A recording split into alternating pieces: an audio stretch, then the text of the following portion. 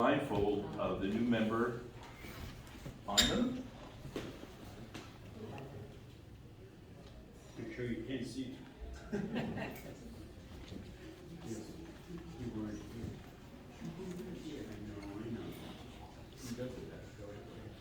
And would you escort the new members to the front?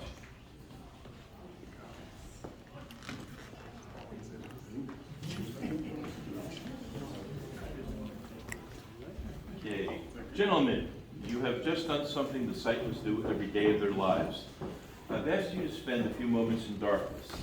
It's a reminder of the battle fought by the members of this club and over 1.4 million Lion members in 212 countries and geographic areas throughout the world, and why we as Lions serve our communities and neighbors who are blind, visually challenged, and those who are in need.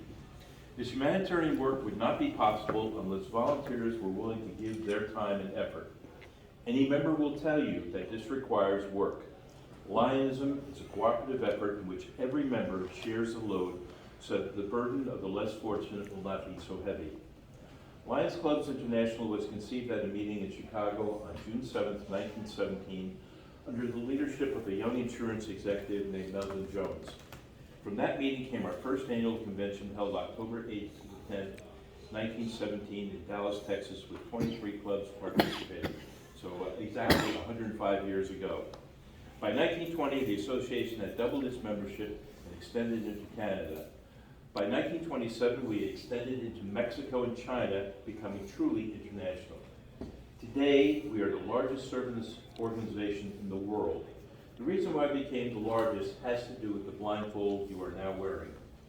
Originally, the organization had no particular direction, no special cause. Some 9 years after our founding, Helen Keller, blind and deaf, asked permission to speak to our international convention. She asked the Lions to pick up her crusade and adopt sight conservation as a major project of Lions International. She was dealing with a small group that was then only in the Western Hemisphere. She did not realize what was going to happen when she asked us to give aid to the cyclists. After Helen Keller went on to become one of the most famous women in American history, she came back to the Lions International Convention in 1950, and with tears in her sightless eyes said, "Thank you, my Knights of the Blind. Little did I realize 25 years ago, when I asked you to take up my cause, that I would find lions, not only in America, but in China, Africa, and all the free countries of the world, all working for one goal, to eradicate the dreaded disease of blindness." Before you, we have lit a candle to represent Lions Clubs International. You cannot see its flame.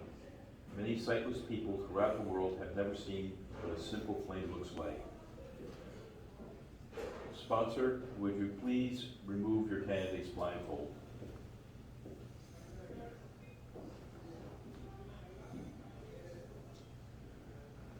Welcome back to the world of light. Hopefully you will never have to spend any moments in darkness beyond those you have just had. Membership in an Lions Club is an honor and responsibility. You've been invited to become members in this club and in Lions International.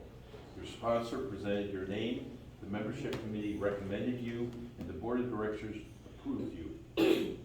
There are no secrets in Lionism. Our symbols, our goals, and our purposes are open for all to see, and I take great pride in explaining them to you.